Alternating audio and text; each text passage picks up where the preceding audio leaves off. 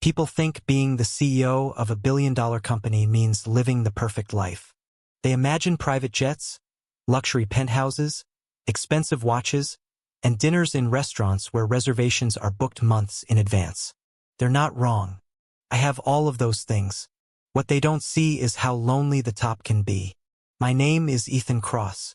At 29 years old, I'm the youngest CEO in the history of Cross Hospitality Group, a company that owns luxury hotels across North America and Europe. Every morning begins with meetings. Every afternoon is filled with negotiations. Every evening ends with paperwork. Every smile I wear is carefully practiced. By midnight, I'm simply exhausted. Chicago never really sleeps, especially downtown. The city's skyline glittered against the dark sky like thousands of tiny stars trapped inside glass towers. From the window of my office on the 52nd floor, I could see the Chicago River reflecting ribbons of white, blue, and gold light. Normally my driver would be waiting downstairs. Instead, I texted him, "Go home. I'll walk." He replied with 3 question marks. I ignored them. Sometimes I wanted to disappear into the city without anyone recognizing me. Without security. Without assistance. Without investors asking about quarterly profits. Just me. Cold wind greeted me the moment I stepped onto Michigan Avenue. The air smelled faintly of rain and roasted coffee. People hurried past in heavy coats. Street musicians played soft jazz beneath the elevated train tracks. Taxi horns echoed between the buildings. It was loud, messy, alive. I kept walking. No destination, just following streets I'd never had time to explore. About 20 minutes later, the polished skyscrapers gave way to older brick buildings and quieter streets. That's when I smelled it. Rich broth, garlic, fresh ginger, slow-cooked beef, soy sauce, sesame oil. It wrapped around me like a warm blanket. My stomach growled loudly. I realized I'd skipped dinner. Again. A tiny noodle cart stood beneath a string of warm paper lanterns at the corner of a side street. Steam drifted into the chilly night. 6 plastic stools surrounded a narrow wooden counter. Nothing fancy. Nothing luxurious. Yet every seat was full. Construction workers. College students. A taxi driver. An elderly couple sharing one large bowl. And behind the counter, him. The young man couldn't have been older than 23. Soft black hair fell across his forehead, curling slightly from the steam rising off the pots. His warm brown eyes sparkled every time he smiled, and he seemed to smile often. His cheeks carried a natural flush from standing over simmering broth all night. He moved quickly but gracefully, rolling noodles, chopping scallions, stirring broth, and chatting with customers as if he'd known each of them for years. He wore a dark green hoodie beneath a faded denim apron dusted lightly with flour. There wasn't anything extravagant about him. Couldn't look away. One customer laughed. "Kai, you always give me extra meat." The young man grinned. "You work 12-hour construction shifts." He winked. "You need it more than I do." Everyone laughed. His laughter followed. It wasn't loud. It wasn't forced. It was genuine. I couldn't remember the last time I'd heard a laugh like that. An empty stool opened. I sat. He walked over carrying a small towel. "First time here?" His voice was gentle, friendly. I nodded. "It shows." I blinked. "What does?" "You looked around before sitting." He smiled. "Locals don't." I actually laughed. Surprised both of us. I guess I gave myself away. A little. He extended a hand across the counter. "I'm Kai." I looked at his hand for half a second before shaking it. "Ethan." No titles. No introductions. Just Ethan. His handshake was warm despite the cold night. "What can I get you?" he asked. "What do you recommend?" He leaned on the counter thoughtfully. "If tonight's been rough." He looked directly into my eyes. "The slow-cooked beef noodles. If you're celebrating." He pointed toward another pot. "Spicy seafood ramen. If you're lonely." He smiled softly. Grandma's chicken noodle soup. I stared at him. Why that one? My grandma always said chicken soup reminds people they're not eating alone. For reasons I couldn't explain, my chest tightened. I'll have that. He smiled wider. Coming right up. Watching Kai cook felt strangely calming. Every movement had purpose. Every ingredient was added with care. He wasn't rushing. He wasn't trying to impress anyone. He simply loved what he did. 5 minutes later, he placed a steaming bowl before me. The broth shimmered beneath the lantern light. Fresh noodles curled beneath slices of chicken, mushrooms, scallions, and a perfectly cooked egg. It smells amazing. It tastes better. He wasn't exaggerating. The first spoonful stopped me completely. Warm, rich, comforting, not overly complicated. Just perfect.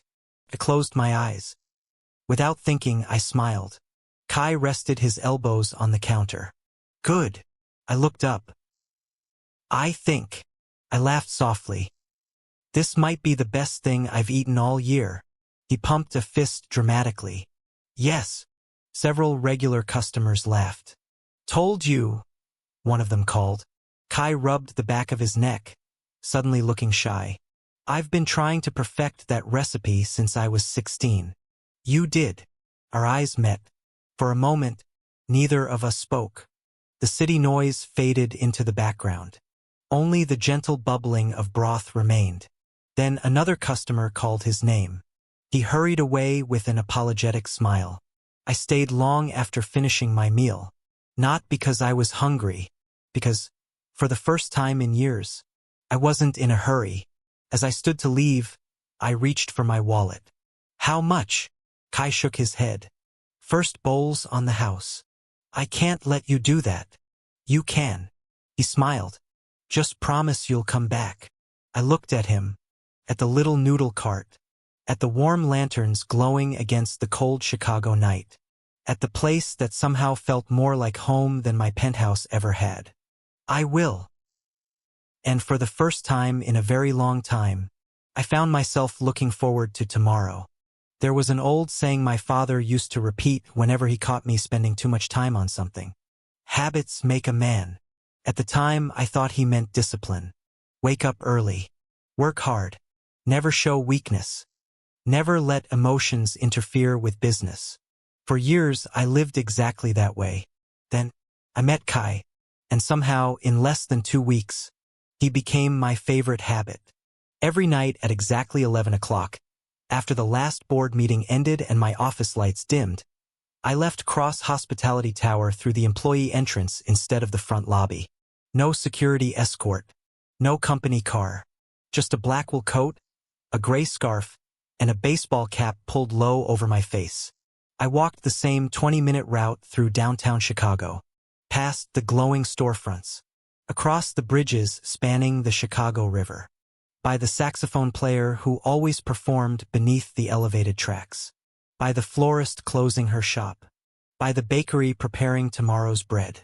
The city slowly transformed from polished corporate perfection into something warmer and more human. Eventually, the familiar scent found me before the lanterns did. Garlic, ginger, slow-simmered broth, fresh noodles. Home. Kai noticed me before I even reached the cart. You're 2 minutes late. I laughed. You timed me?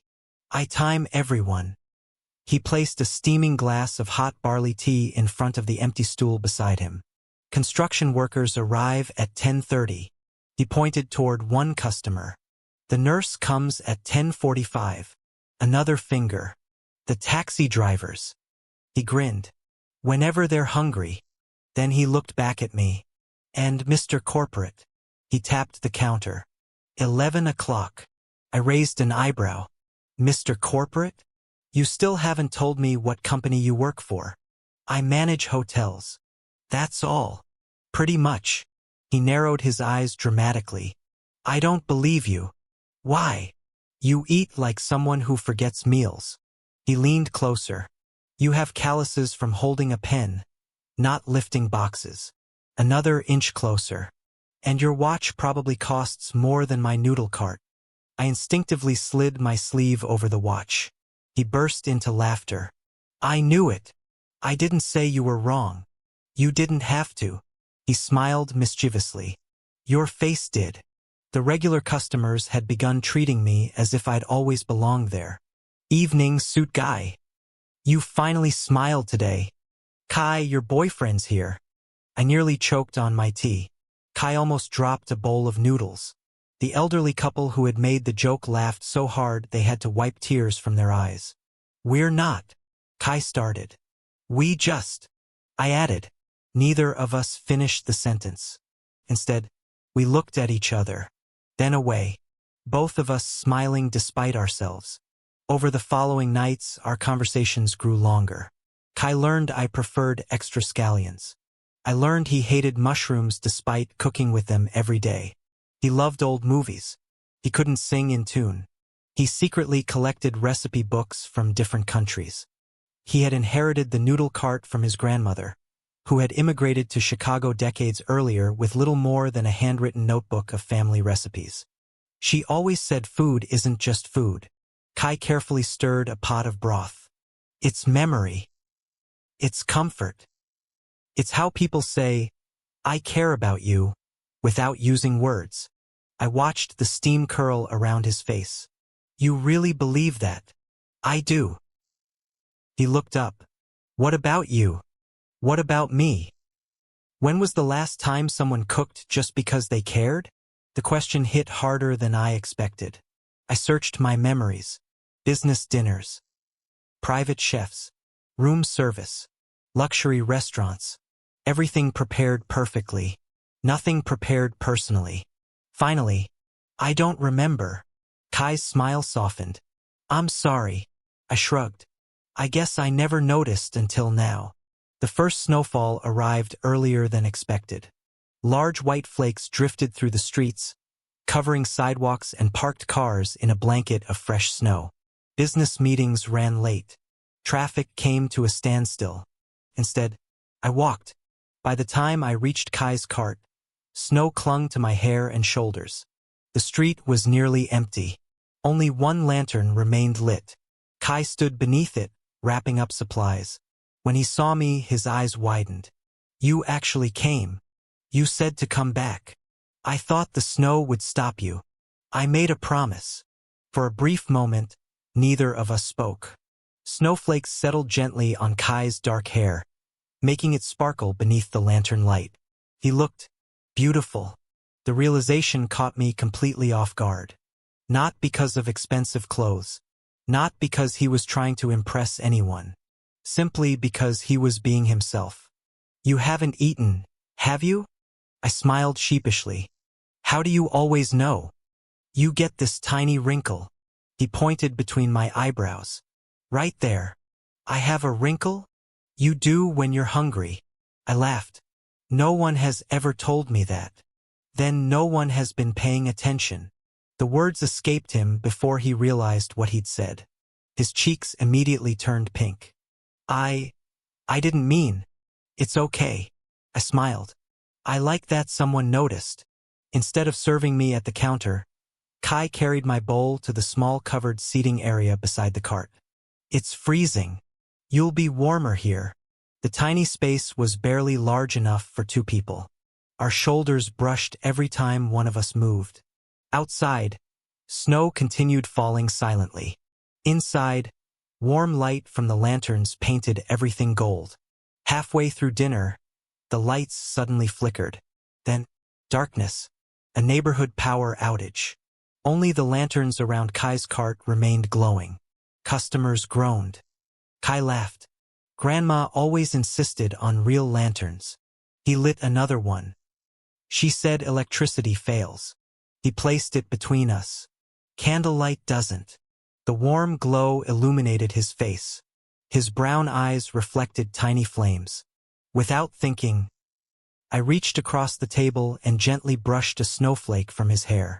My fingertips lingered for just a second. Kai froze. So did I. Our eyes met. Neither of us pulled away. His breathing became slower. Mine probably did too. Ethan. He whispered my name so quietly I almost missed it. You have beautiful eyes. The compliment slipped out before I could stop it. His cheeks turned crimson. No one's ever said that to me. They should. The silence that followed wasn't awkward. It was gentle, comfortable, filled with everything neither of us knew how to say. Kai slowly reached across the table. His fingers rested lightly against mine, not fully holding my hand, just touching, as if asking permission. I turned my hand over. Our fingers intertwined naturally. His hand was warm despite the cold. He looked down at our joined hands and smiled, a small, almost disbelieving smile. I've been wanting to do this, he admitted. I squeezed his hand gently. So have I.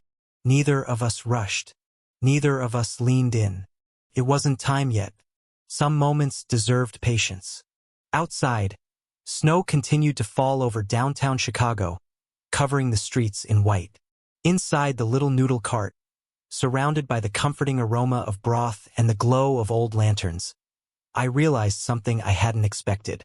I no longer came for the noodles alone. I came because Kai made me feel seen. Not as a CEO. Not as a billionaire. Not as a man carrying the weight of an entire company. Just Ethan. And somehow that felt more valuable than everything I owned. There is a moment in every lie when it becomes too heavy to carry. I never lied to Kai about my name. I never invented a fake life. I simply left out one truth. The biggest truth. I wasn't a hotel manager. I was the CEO.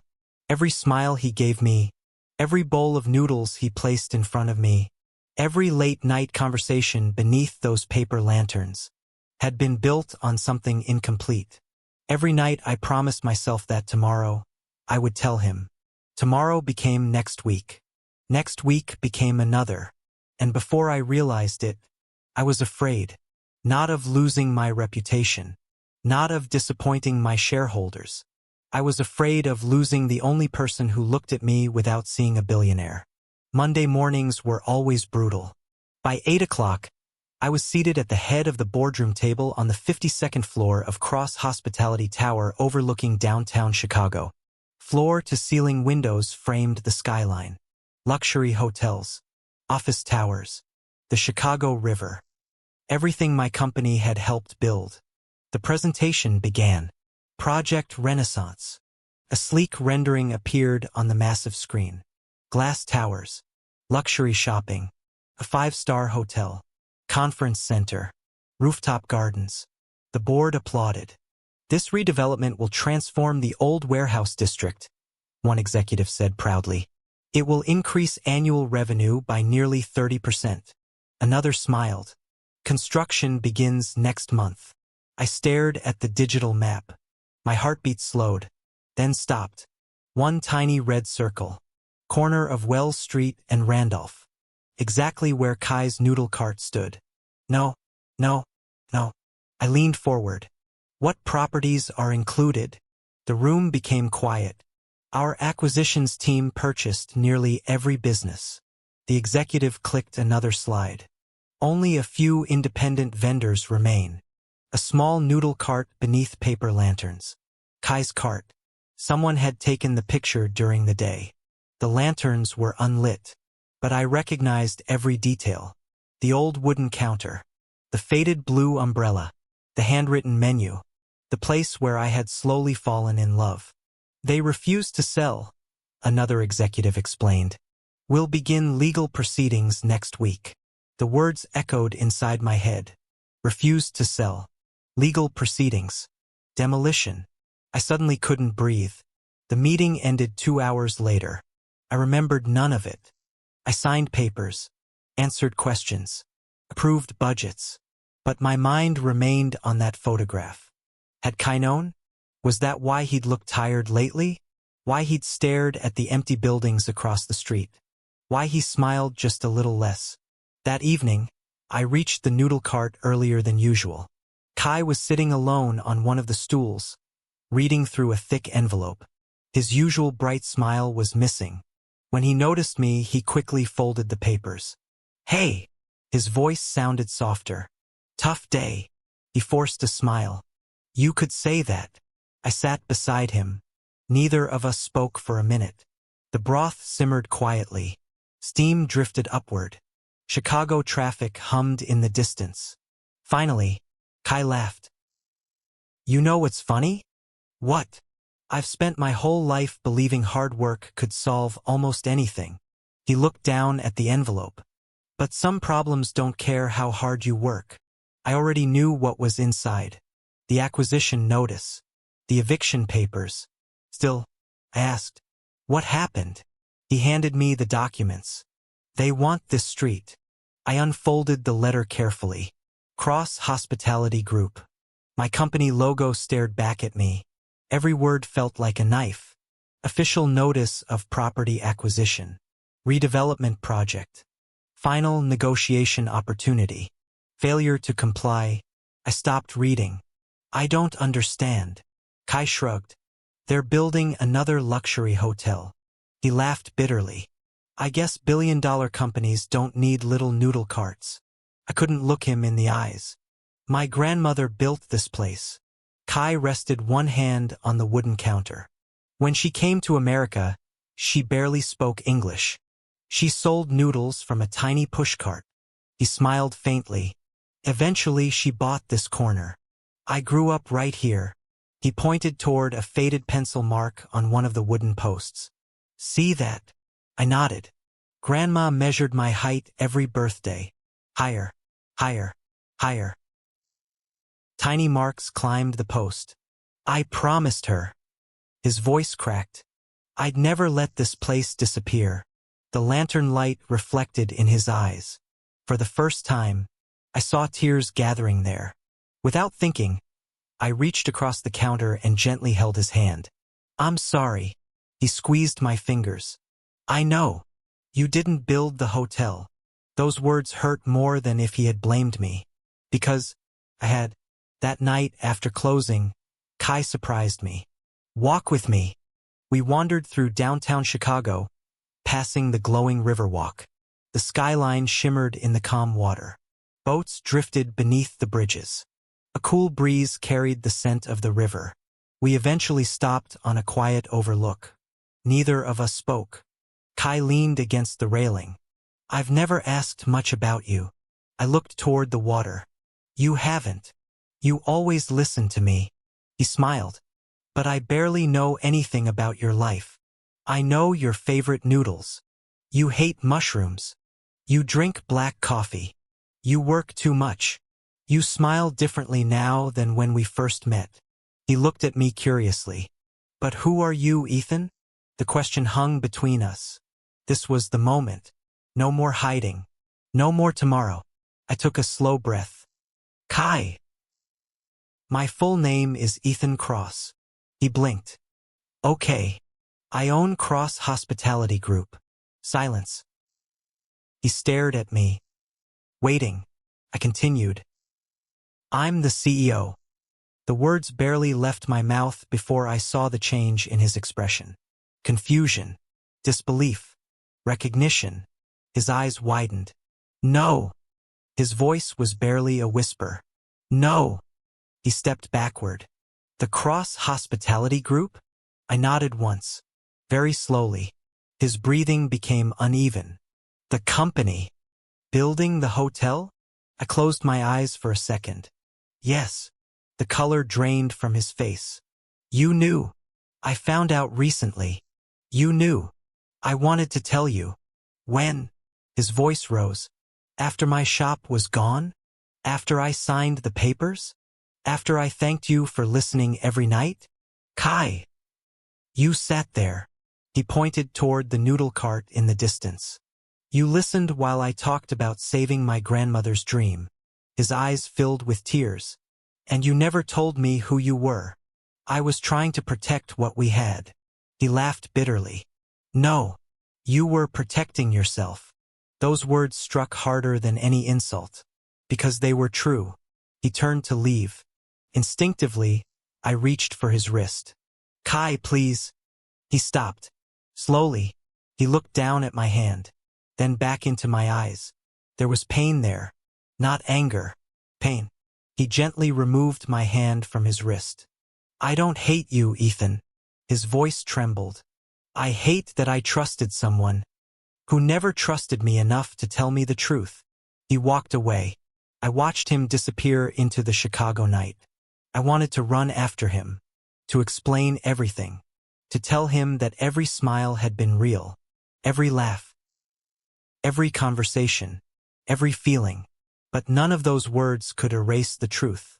I had fallen in love with Kai Santos, and because I was afraid, I had broken his heart. Standing alone beside the river, with the city lights shimmering on the water, I finally understood that wealth could buy almost anything. Hotels, buildings, companies, even entire city blocks. But it couldn't buy back trust once it had been lost.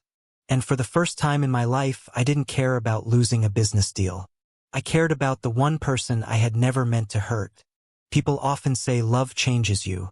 I used to think that was something people wrote in greeting cards and romance novels. Love didn't change quarterly reports. Love didn't convince investors. Love didn't stop construction projects worth hundreds of millions of dollars.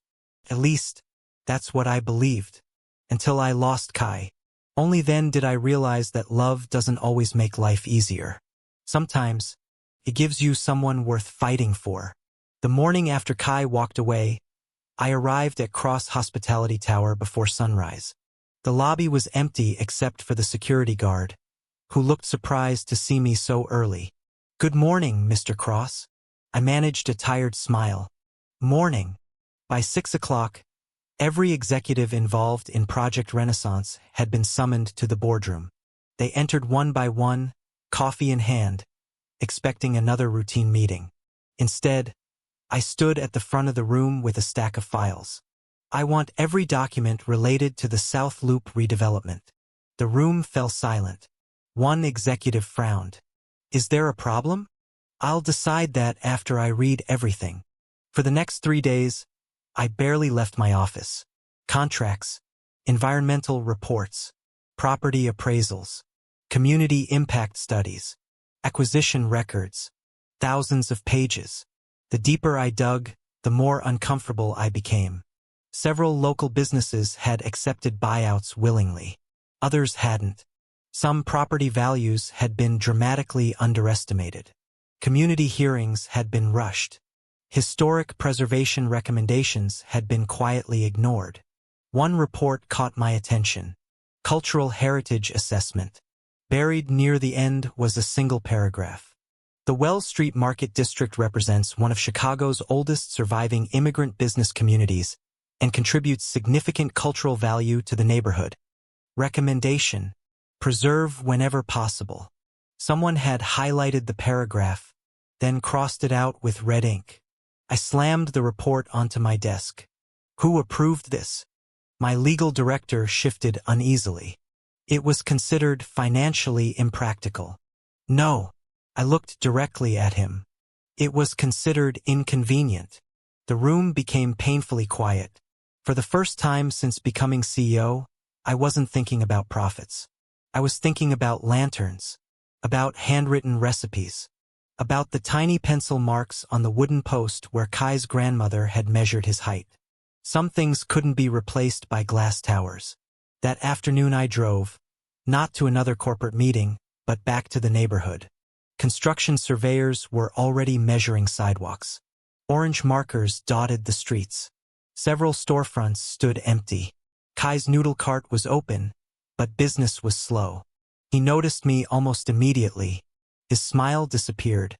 Without saying a word, he turned back to stirring the broth. I approached cautiously. "Kai." No response. "I know you don't want to see me." Still nothing. "I deserve that." He placed a bowl in front of another customer before finally speaking. "What do you want, Ethan?" 5 minutes. "I don't have 5 minutes. You owe me nothing." He nodded. "You're right." The words stung. I searched for the right words. "I found things." He looked at me briefly. "What things?" "Reports. Documents. Evidence that this project wasn't handled honestly." His expression didn't change. "That's your company's problem." "No." I shook my head. It became ours the moment it threatened your home. Kai sighed and leaned against the counter. You know what's difficult? I waited. I want to stay angry. His voice was quiet. I really do. He looked at me with tired eyes. But every time I remember those nights, he smiled sadly. I remember the way you laughed. The way you thanked me for every meal. The way you listened. Were any of those moments real? I stepped closer. Every single one. I never pretended to care about you. I never pretended to enjoy being here. I never pretended when I stopped myself. Kai noticed. When you what? I took a deep breath. When I fell in love with you. The words hung in the cool afternoon air. Kai stared at me. Neither of us moved. I love you. It was the first time I had ever said those words to anyone. They're late. I know. They don't erase what happened. I know. I don't expect forgiveness today. I only want one chance to make this right. Kai looked away, blinking rapidly. I hate that part of me wants to believe you. You don't have to. I'll earn it. The following week became the hardest of my career. Investors threatened lawsuits. Board members warned me that delaying construction would cost millions. News outlets questioned why Cross Hospitality had suddenly suspended one of its largest projects. Every interview asked the same question. Is the company in financial trouble? No, it wasn't. It was finally discovering its conscience. A public community meeting was scheduled at a historic theater near the neighborhood. Residents packed every seat.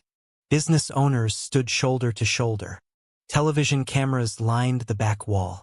Many expected another polished corporate presentation.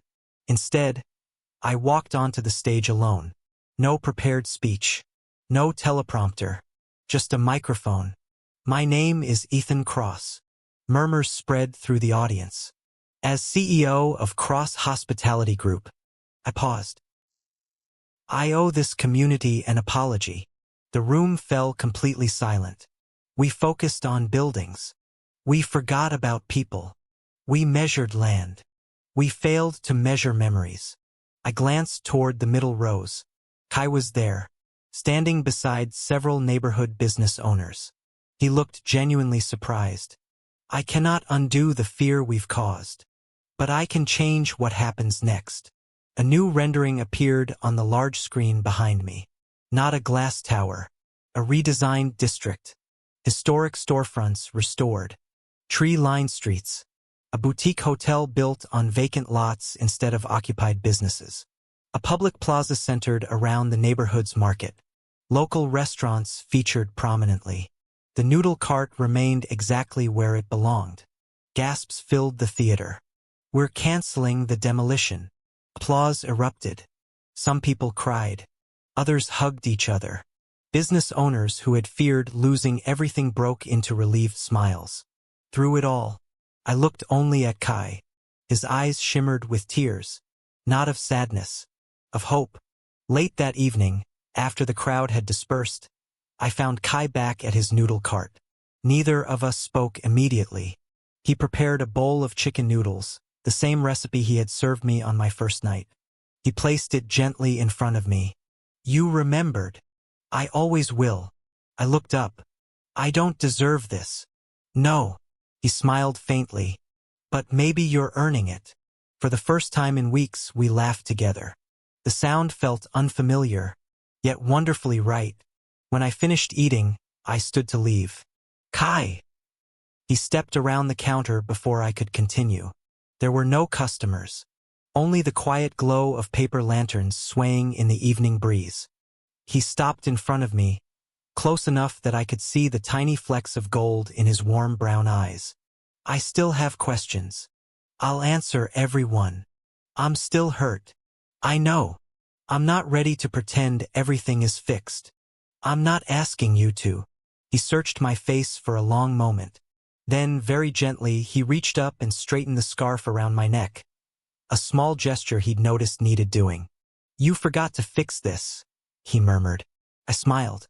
I guess I did. His hand lingered against my chest for a heartbeat longer than necessary. Without rushing, I lifted my hand and brushed a loose strand of hair away from his forehead. Kai! He looked into my eyes. This time, there were no secrets between us. Slowly, giving him every chance to step away, I leaned closer. He didn't move. Instead, he closed the remaining distance. Our lips met in a soft, gentle kiss. It wasn't passionate. It wasn't dramatic. It was quiet, careful, a promise rather than a celebration. When we parted, our foreheads rested together. I can't promise this will be easy, Kai whispered. I don't want easy. I took his hand in mine. I want real. He smiled, the same warm, genuine smile that had first captured my heart beneath the lanterns of a tiny noodle cart in downtown Chicago. And for the first time since our worlds had collided, felt like we were finally walking toward the same future. People believed the hardest part of love was finding the right person. They were wrong. Finding Kai had been the easy part. Learning how to build a life together, that was where the real work began. Love wasn't just kisses beneath paper lanterns. It wasn't dramatic confessions or grand gestures.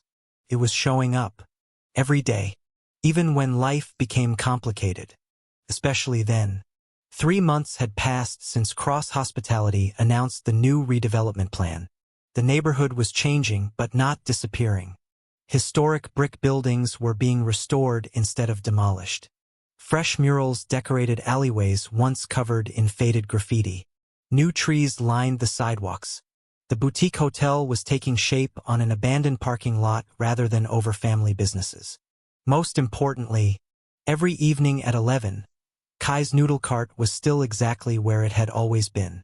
The paper lanterns glowed warmly against the Chicago night, welcoming anyone who wandered by.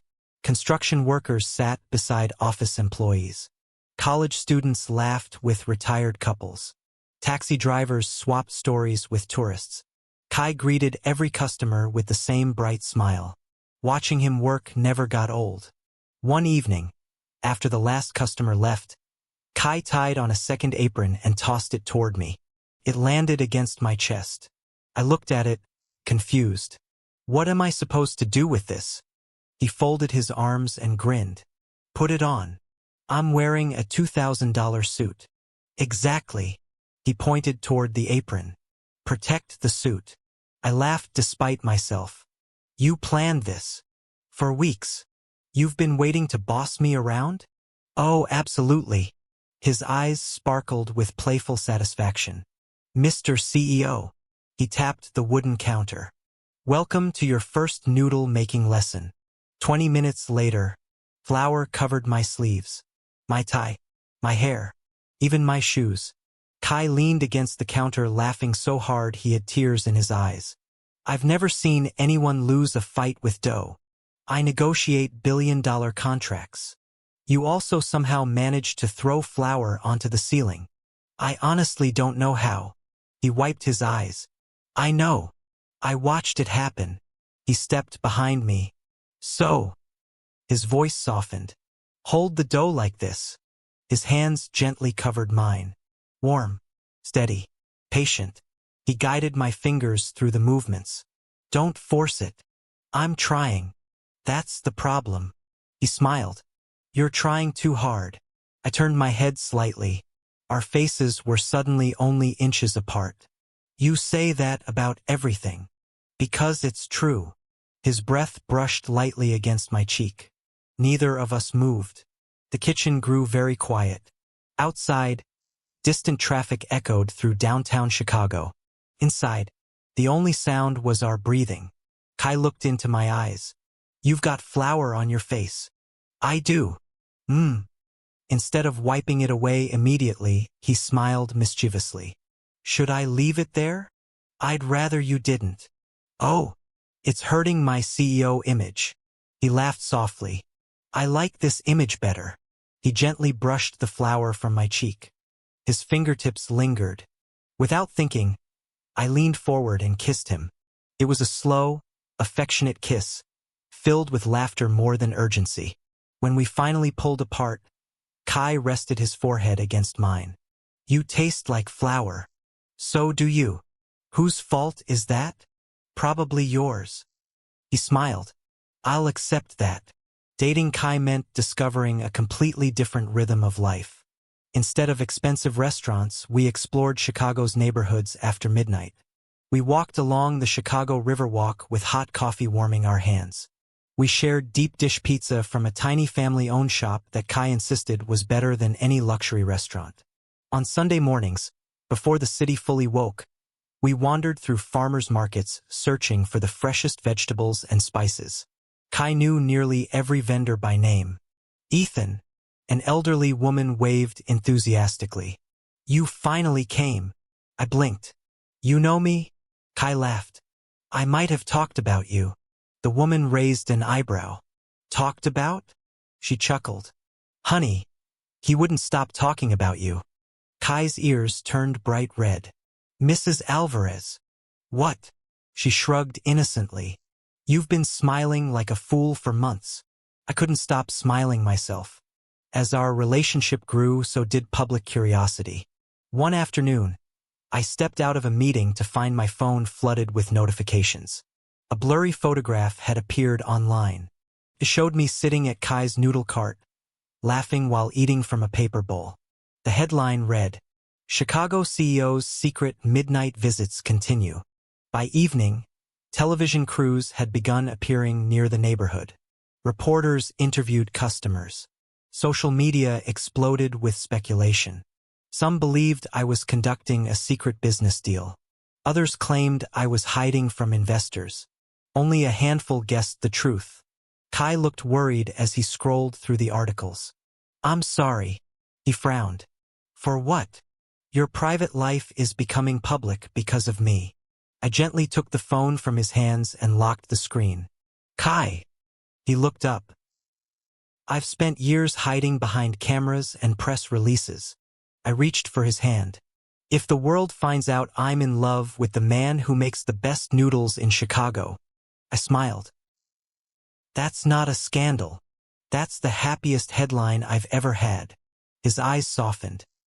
You really don't mind? I mind one thing. What? I wish they had used a better photo. He burst into laughter. A week later, the media attention reached a new level. I was invited to speak at a charity gala hosted by Cross Hospitality. Hundreds of business leaders filled the ballroom. Crystal chandeliers sparkled overhead. Cameras flashed constantly. Toward the end of my speech, a reporter raised a hand. Mr. Cross. I nodded. There's been considerable speculation about your frequent visits to the Wells Street Market District. The room became noticeably quieter. Another reporter stood. Would you like to comment on your relationship with Kai Santos? I could feel every executive at my table tense. They expected a carefully crafted corporate response. Instead, I smiled. Yes. The ballroom fell completely silent. I would. I stepped away from the podium. I've built hotels all over the world. I've stayed in beautiful cities. I've attended dinners with presidents and celebrities. I paused. But the best meal I've ever had, a small smile crossed my face, came from a noodle cart beneath paper lanterns in downtown Chicago. Soft laughter rippled through the audience.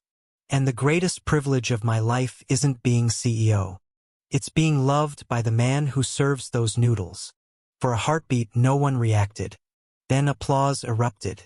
Not polite applause. Warm. Sincere. Among the guests, I spotted Kai standing near the back of the ballroom. He had come quietly, unsure whether to stay. His eyes glistened with tears. When our gazes met, he smiled with a mixture of surprise and pride. Later that night, after the gala ended, we returned to the noodle cart. The city had settled into its familiar midnight rhythm. Kai placed 2 bowls of chicken noodles on the counter. The first meal you ever had here. I smiled. And hopefully not the last. He nodded. Never the last. We ate in comfortable silence. When we finished, Kai reached beneath the counter and pulled out a worn notebook. Its leather cover was faded with age. My grandmother's recipe book. He carefully opened it. Handwritten notes filled every page. Some were written in English, others in her native language. Margins were covered with tiny comments, stains, and little sketches. He held it out to me. I've never shown this to anyone outside my family. I looked at him, surprised. Kai, I want you to have one page. He gently tore out a single handwritten recipe. At the bottom, in careful script, were the words, "A meal tastes better when shared with someone you love." My grandmother wrote that. I accepted the page with both hands, treating it like the treasure it was. I'll protect it. I know. He leaned forward and kissed me softly. Under the glow of the lanterns, with Chicago's skyline shining in the distance and the comforting aroma of simmering broth surrounding us, I realized something extraordinary. For years, I had built places where strangers could feel at home. Now, because of Kai, I finally understood what home truly meant. It wasn't a penthouse. It wasn't an office. It wasn't even a city. Home was the person waiting for you when the day was over. And every night, beneath those warm paper lanterns, home smiled at me and asked, "Extra scallions?" Every single time, my answer was the same. Always. People often ask me the secret to success. For years, I gave them polished answers. Vision, discipline, innovation, leadership. Those words sounded impressive. They looked wonderful in interviews, but they were incomplete. Success isn't measured by the number of buildings you own. It isn't determined by the size of your office or the balance in your bank account. Real success is finding someone who makes an ordinary Tuesday night feel extraordinary. For me, that person was Kai Santos. 1 year later, Chicago looked different. The restored Wells Street Market District had become one of downtown's most beloved neighborhoods. Historic brick buildings stood proudly beside thoughtfully designed modern architecture. Murals celebrated the stories of immigrant families who had built the community. Live music drifted through the streets every weekend. Visitors came from across the city to experience the neighborhood's warmth. Cross Hospitality's new boutique hotel blended into the district instead of towering over it. Its lobby featured photographs of the market's history, local artwork, and recommendations for family-owned businesses. The first recommendation every guest received was always the same. Kai's Noodle house. Kai had finally retired the old pushcart. Not because he wanted to forget it, because he wanted to preserve it. The cart now stood inside the restaurant's entrance, polished and protected behind glass. Above it hung a simple sign, "Grandma's First Kitchen." Every customer who entered smiled when they saw it. Every child asked questions. Every answer began with a story. Despite the restaurant's growing popularity, one thing never changed. Every night at 11, Kai reserved one seat at the counter. No reservations. No VIP list. Just one stool, waiting for me. That evening, I walked through downtown Chicago exactly as I had a year earlier. No company car. No security. Just a dark coat and the cool breeze coming off the Chicago River. The neighborhood buzzed with life. Street musicians played jazz beneath strings of glowing lights. Children chased one another through the small public square. Tourists took photographs of colorful murals. Local shop owners greeted one another by name. It wasn't just a successful redevelopment project. It was a neighborhood that still had a heartbeat. As I approached the restaurant, the familiar aroma reached me before the doorway. Rich broth, fresh ginger, garlic, sesame oil. Home. Kai looked up from the kitchen the moment I stepped inside. "There you are." He smiled with that same warmth that had first captured my heart. "You're late." I checked my watch. 30 seconds. He folded his arms dramatically. I was worried. I had to stop and admire the hotel. "Oh, it has excellent recommendations." He laughed. "I wonder who wrote them. I hear the CEO is handsome. I hear the chef has terrible taste in men." I placed a hand over my heart. "You wound me." He stepped around the counter. "I'll make it up to you." Business slowed as the evening came to a close. The last customers waved goodbye. The lights dimmed slightly. Only the paper lanterns remained glowing. Even though the restaurant was larger than the old cart, Kai had insisted on hanging those same lanterns above the counter. "They remind me where everything started," he once told me.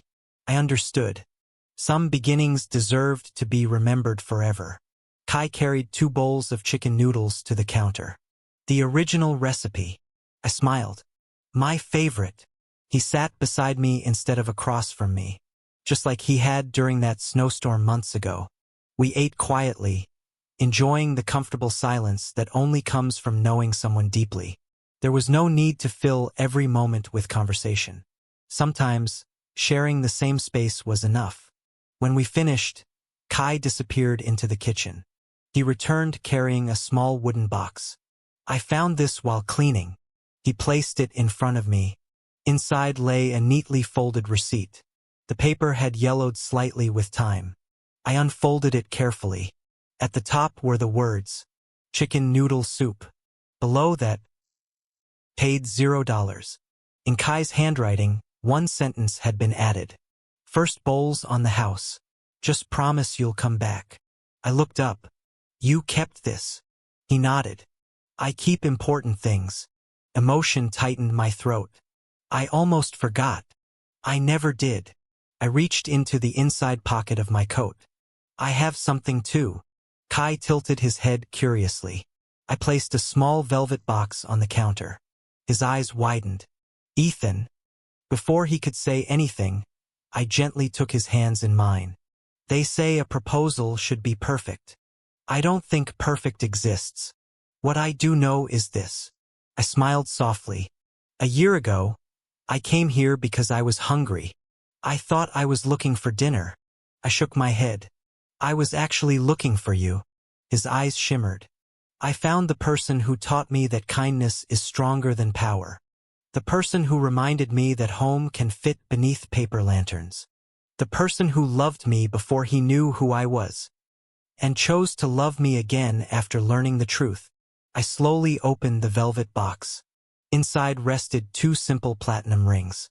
Nothing extravagant, just elegant, timeless. Kai Santos. My voice trembled despite every boardroom speech I'd ever given. "Will you spend the rest of your life making sure I never skip dinner again?" For one stunned heartbeat, Kai simply stared. Then he laughed through his tears.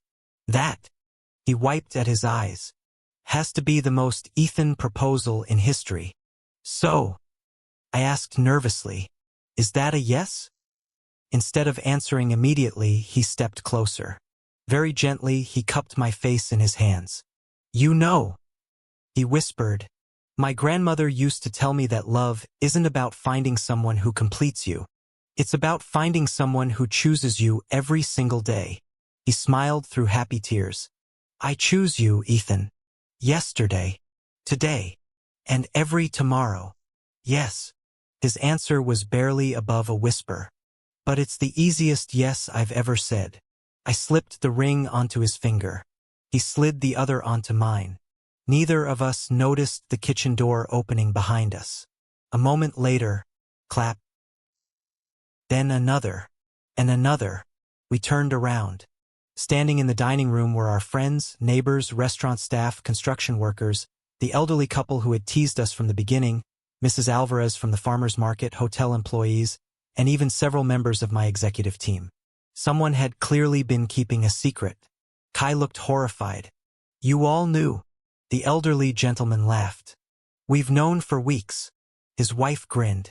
"We were just waiting for him to stop being so dramatic." Everyone laughed.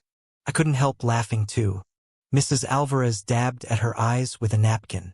"I've been waiting for this since the day Kai came home smiling after meeting a mysterious customer in an expensive coat." One of my senior executives stepped forward with a sheepish smile. "Mr. Cross." I raised an eyebrow. "Congratulations." "And," he glanced around the restaurant, "I've never seen you happier." "You haven't." I admitted it without hesitation. The celebration continued long into the night. Someone brought in a small cake. The jazz musician from the corner played a soft melody outside the window. Neighbors filled the restaurant with laughter and stories. Felt less like a party and more like a family gathering, because that's exactly what it had become. As the night grew quiet, Kai and I slipped outside. The streets of downtown Chicago shimmered beneath the city lights. The Chicago River reflected the skyline in ribbons of silver and gold. We walked hand in hand until we reached the small bridge where he had once learned the truth about me. The place where I'd broken his trust. The place where we'd begun rebuilding it. I stopped at the railing. A year ago, I thought I had everything. Kai leaned against my shoulder. And now, I looked at our joined hands, at the matching rings, at the restaurant glowing warmly behind us, at the city that had witnessed every chapter of our story. Now, I smiled. I finally do. Kai turned toward me. Without a word, he kissed me gently beneath the Chicago skyline. It was unhurried, warm, filled with gratitude for everything we had survived together. When we finally pulled apart, he rested his forehead against mine. "So," he asked with a playful grin, "what do you want for dinner tomorrow?" I laughed. "Whatever you're making." He squeezed my hand. "Good answer." As we walked back toward the restaurant, the paper lanterns swayed softly in the evening breeze, just as they had on the night we first met. One bowl of noodles had brought together two men from completely different worlds. One honest apology had rebuilt broken trust. And one quiet promise to always come back had become the beginning of a lifetime. For the first time in my life, I understood the meaning of wealth. It wasn't found in skyscrapers. It wasn't counted in dollars. It was measured in shared meals, gentle kisses, quiet walks through downtown Chicago, and the hand I held every night on the way home. Because no matter where life took us, home would always be wherever Kai Santos was waiting with a warm smile and a bowl of noodles.